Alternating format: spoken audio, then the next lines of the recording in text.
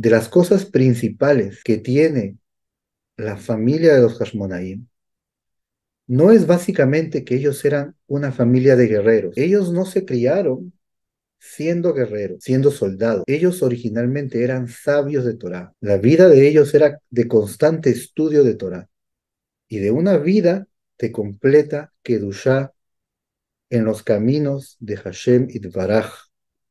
Pero las circunstancias hicieron que ellos salieran a la batalla. La razón de la victoria de los Hashmonaim fue su Mesirut Nefesh, fue su temor de Hashem.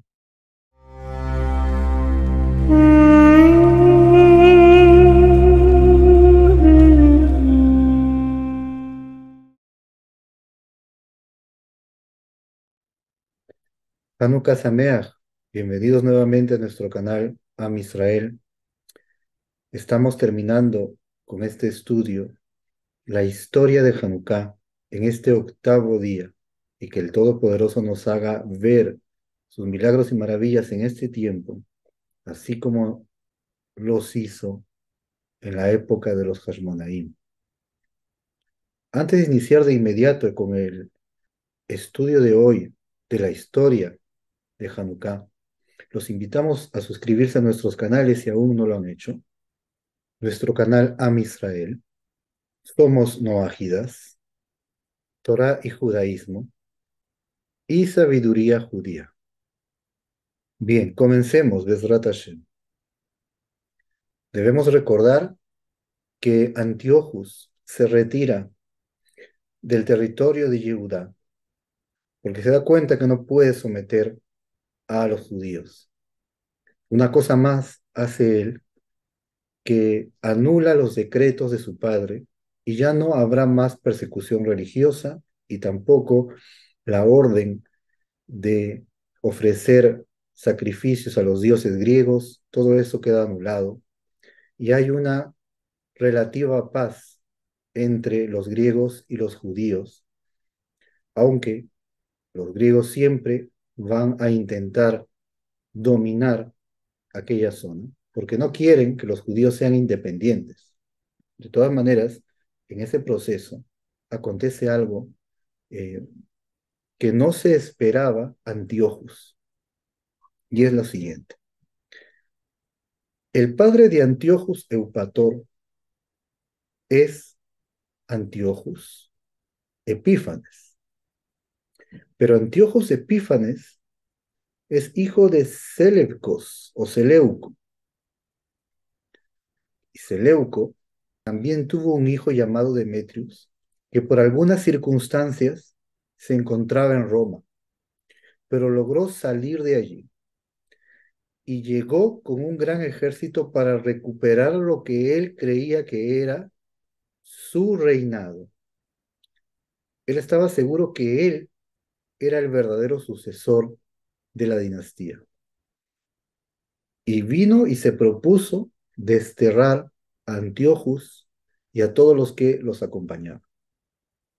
Fue así que llegó y derrotó al ejército de Antiochus y conquistó la ciudad griega y le trajeron atrapados a Antiochus V y a Lisias. Ambos fueron atrapados por los soldados de Demetrius. A tal grado estaba enojado Demetrius que él se sentía el sucesor, que dijo, ni siquiera quiero ver a ellos, ni siquiera los quiero ver, mátenlos. Y los soldados no lo presentaron a Demetrius, sino que ellos mismos fueron y lo mataron conforme a la orden de Demetrius. Por tanto, este rumor llegó a todas las provincias. Y los judíos que habían renegado de la Torá aún, que eran helenistas todavía, en su deseo de congraciarse con el nuevo rey Demetrius, fueron hasta él a ofrecerle regalos, honores y a intentar tener cercanía con el reinado y posiciones ahora con la nueva administración. Entre ellos había un Cohen llamado Eliakim, que también se le conoce en las fuentes como Alquimus. Este hombre tomó la oportunidad de presentarse al rey, le llevó una corona de oro y le dijo que en Judea, en el país de Judá, todo marchaba muy bien hasta que se levantó la familia de los Hashmonaí, con Yehudá Macabí a la cabeza, y que él junto con su gente han provocado guerras, disturbios y rebeliones contra los griegos. Y él es un problema para el reinado. Entonces el nuevo rey Demetrius envía a Nicanor, que todavía estaba con vida, y lo envía con un gran ejército para enfrentarse a Yehudá. Pero nuevamente Nicanor llega a enfrentarse, hacen la guerra, pero Nicanor no puede vencer a Yehudá de nuevo. Se da cuenta de esto y Nicanor prefiere hacer las paces con Yehudá. Antes que lo maten, antes de perder eh, mucho más de lo que podrían ganar si hacen una tregua, prefirió la tregua. Y fue así que durante un tiempo Nicanor permaneció en tregua con Yehudá. Pero Eliakim o Alquimus, él había recibido, gracias al nuevo rey Demetrius, el puesto de Cohen Gadol. Y él estaba en Jerusalén y por la fuerza tomó la Keuna Gedolá. Y Yehudá no estaba en ese tiempo en Jerusalén, sino estaba ocupado en las guerras. Pero cuando Nicanor ya no puede contra Yehudá y llegan a una tregua, entonces Alquimus, este Cohen Gadol helenista también, se da cuenta que si hay tregua, él también pierde su posición dada por el rey Demetrius. Entonces este Alquimus va a Demetrius, el rey, y acusa a Nicanor. Y dice que Nicanor se ha asociado con el enemigo, con Yehudá. Demetrius se enoja mucho y envía una carta amenazante a Nicanor. Y le dice que he oído que te has aliado con mi enemigo. Y te ordeno que si no acabas con él, yo acabaré contigo, en resumen. Fue así que Nicanor, eh, ante la presión del rey, no iba a guardar y a cumplir la tregua con Yehuda. Y por supuesto que Nicanor a él solamente le importaba su propio honor y sus propios intereses. Es así donde Nicanor cambia la tregua, cambia su eh, manera de presentarse a Yehuda. Y Yehuda se da cuenta, se va dando cuenta que Nicanor cambia con él y que se está proponiendo de nuevo atacar la ciudad. Entonces Yehuda se aparta de Nicanor y se prepara para lo que podría pasar, tomando esta precaución. Es ahí donde Nicanor reúne su ejército y va directamente hacia Jerusalén a buscar a Yehuda, pero no lo encuentra en Jerusalén. Entonces va al templo. Y en ese momento estaban los Kohanim haciendo el servicio del templo e ingresa Nicanor al mismo templo y dice, ¿dónde está Yehudá a Macabí? Entréguenmelo. Los Kohanim le responden, no sabemos dónde está él. Entonces viene Nicanor, se pone de pie frente a todos y amenaza diciendo que debido a que no le han entregado a Yehudá, él va a venir y va a incendiar el templo. Y lo que hizo Nicanor fue extender su mano, su brazo y señalar en dirección hacia el templo a manera de amenaza, diciendo, yo vendré y destruiré e incendiaré todo el templo porque ustedes están del lado de Yehuda. Al lanzar esta amenaza, se retira Nicanor con el propósito de atacar a Yehuda y finalmente destruir y quemar el templo, que era lo que él había dicho. Fue así que Yehuda sale a su encuentro y comienza una guerra muy difícil, pues había reunido de nuevo abundante ejército. Sin embargo, en una de esas guerras, antes que amanezca para la gran batalla final, Yehudá a Macabí, según las fuentes del libro de Hashmonaim Bet, él tiene un sueño. Y en ese sueño, él ve al Cohen Gadol Jonio de nuestra historia en los primeros días. Él ve a Jonio y junto con él había un anciano. Y ese anciano era el profeta Irmeyau. El profeta Irmeyau le da una espada a Yehudá y le dice, vas a derrotar a tus enemigos. Yehudá despierta y cuenta el sueño a sus hombres, a su gente, a los soldados, y les da ánimos, que el Eterno está con ellos y que de Hashem es la salvación. Al día siguiente comenzaron la guerra, que fue la más difícil de todas, pero finalmente lograron vencer a sus enemigos. Y Yehudá persiguió a Nicanor, lo alcanzó y lo mató con su espada. Y le cortó el brazo y la cabeza y las trajo al templo y colgaron en el portal, en el lugar donde él se había parado para amenazar al templo. Colgaron allí su cabeza y su brazo en ese portal para mostrar a todo el pueblo que aquí está el hombre que se atrevió a amenazar a Israel y al propio templo. Aquí está su cabeza y su brazo que él había extendido en señal de amenaza, están aquí colgados. Ese día era el día 13 de Adar, exactamente aquel día de la guerra que pasó en el milagro de Purim, justamente.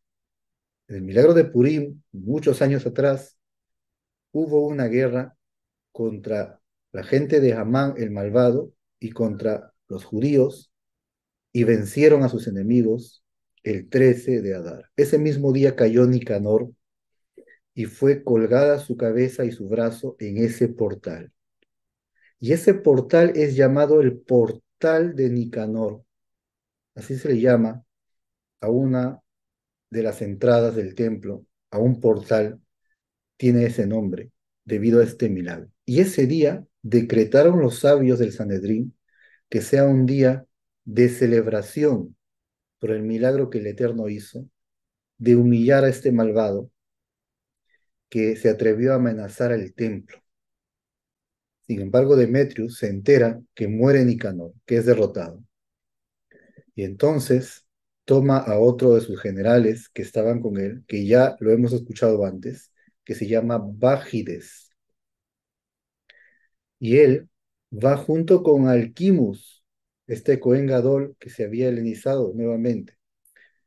Y van con un nuevo ejército para acampar contra Judá. Y venía, según el registro, con 20.000 soldados de infantería y 2.000 de caballería. Pero Yehudá se había quedado solamente con 3.000 guerreros escogidos. En esta oportunidad, Yehudá tenía muy poca gente frente al ejército que venía contra él. En ese momento, sus soldados le dicen que en esta oportunidad sería mejor hacerse a un lado y esperar, porque eran muy pocos realmente en comparación con este ejército. Pero Judá les dijo ni pensar que vayamos a huir de los enemigos, que incluso si hubiera llegado la hora de morir, que sea con valentía por nuestros hermanos, por nuestra Torá. Es así que iniciaron la batalla de todas maneras, y en realidad los soldados de Judá iban venciendo a los soldados de Bágides, y Bágides mismo se asustó y huyó, y Judá lo persiguió, y también soldados persiguieron a todos los que pudieron, pero llegó un momento en que tanto los soldados como Yehudá estaban muy cansados físicamente. Fue allí que, lamentablemente, los soldados griegos se dieron cuenta de esto y volvieron para atacar, y es allí donde Yehudá, con el último aliento que tenía, junto con su gente, se levanta de nuevo a seguir la batalla, pero es allí donde gana el ejército griego y matan a muchos de los hombres de Yehudá y también, lamentablemente, allí cae Yehudá a Macabí. Y hasta el último día de su vida, Yehudá Macabí luchó por su pueblo, por la Torá, hasta su último aliento. Y vinieron sus hermanos y lo enterraron en la ciudad de Modi'in con gran honor. Ante esto, Alquimus se sintió, este Cohen helenista, se sintió muy contento de ver una derrota en la familia de los Hashmonaim, sobre todo la muerte de Yehudá. Y él se sintió con toda la fuerza de venir y apoderarse de su puesto de Cohen Gadol en el templo. Y él llegó junto con los soldados griegos, llegó como un general griego junto con ellos, y él fue hasta el templo, y en el templo, alrededor, hay una muralla pequeña que se llama el Sorek, y esta muralla divide entre los gentiles que no pueden pasar esta muralla. Hasta allí pueden llegar los gentiles en la zona del templo. Viene Alquimus junto con los soldados y derriban, rompen en el Sorek 13 aberturas. En su mentalidad, él pensaba que estas 13 aberturas eran para destruir simbólicamente a las 12 tribus, que una de las tribus es de Yosef, que fue dividida en dos, Efraín y Menashe, por tanto fueron 13. Así dicen las fuentes. Él hace esto y posteriormente los hermanos de Yehudá Macabí, los restantes, continuaron con sus batallas y lograron vencerlos después a estos griegos. Y los sabios decretaron que cuando se llega al templo hasta la parte del Sorek, se postren 13 veces por las 13 aberturas que hicieron los griegos en aquella oportunidad, junto con este malvado Alquimus.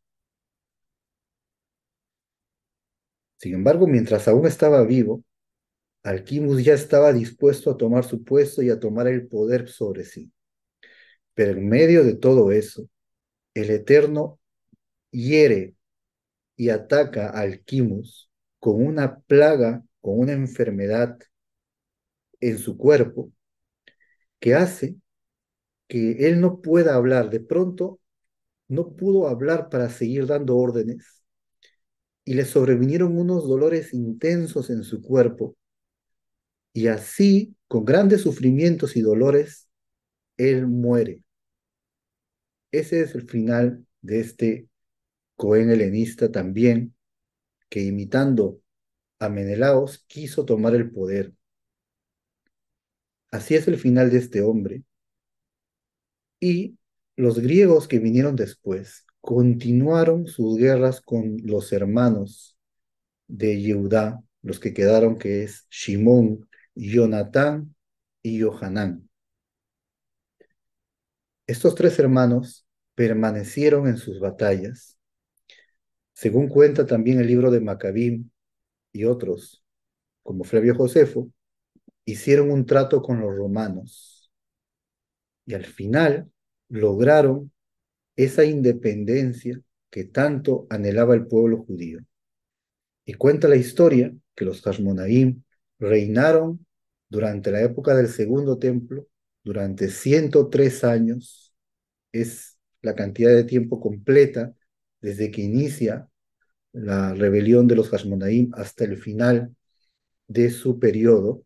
103 años estuvieron reinando en el pueblo de Israel y se logró la independencia de la opresión griega y se mantuvieron como grandes sabios de Torá, y fue una época en la cual también los Jajamim crecieron, como lo vemos en el Pirkei Avot, que las parejas de sabios, comenzando con Yosef ben Yoezer y Yosef ben Yohanan, que son las primeras parejas, que posteriormente vinieron todas las demás parejas de sabios que transmitieron la Torá. Pero fue gracias al esfuerzo y el Mesirut Nefesh de los Hashmonaim, de esta familia de sabios y de valientes que dieron todo por la Torá y el pueblo de Israel. Nosotros dijimos desde el inicio que de las cosas principales que tiene la familia de los Hashmonaim no es básicamente que ellos eran una familia de guerreros. Ellos no se criaron siendo guerreros, siendo soldados. Ellos originalmente eran sabios de Torá. La vida de ellos era de constante estudio de Torá y de una vida de completa Kedushá en los caminos de Hashem Itbaraj. Pero las circunstancias hicieron que ellos salieran a la batalla. La razón de la victoria de los Hashmonaim fue su Mesirut Nefesh, fue su temor de Hashem, y fue el clamor en las plegarias, en los ayunos, en tener en sus corazones la frase de Hashem es la salvación. Esa emuná y esa confianza fue lo que les dio la victoria y que finalmente, a pesar que tuvieron que sacrificar incluso sus vidas en estos campos de batalla, lograron finalmente que Israel sea libre de la opresión griega y sobre todo que sea libre de la cultura que venía a oscurecer los caminos espirituales de Israel. Porque no es solamente que los Hashmonaim no querían que los griegos los dominaran de manera física en la política. Lo que ellos querían es que Israel no sea oprimido por la cultura griega que enseñaba a alejarse de los caminos de la Torá y a andar en las idolatrías griegas, en la forma de pensar griega, que el pueblo de Israel, Hasbe Shalom, no beba de estas aguas sucias que son la cultura helenista y cualquier otra cultura que se oponga a la Torá.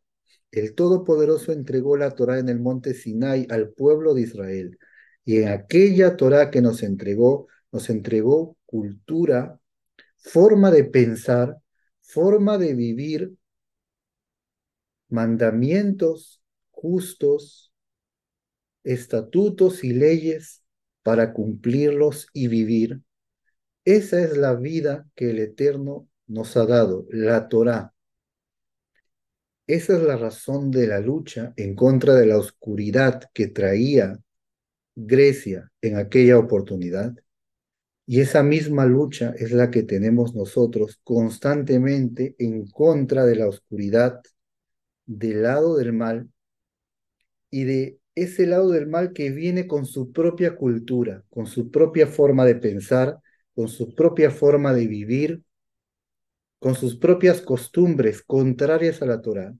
Nosotros como pueblo de Israel y también los Bené Noach, que han recibido los 7 preceptos que la Torá enseña, la Torá escrita y la Torá oral, debemos luchar en contra de esa cultura que es anti-Torá.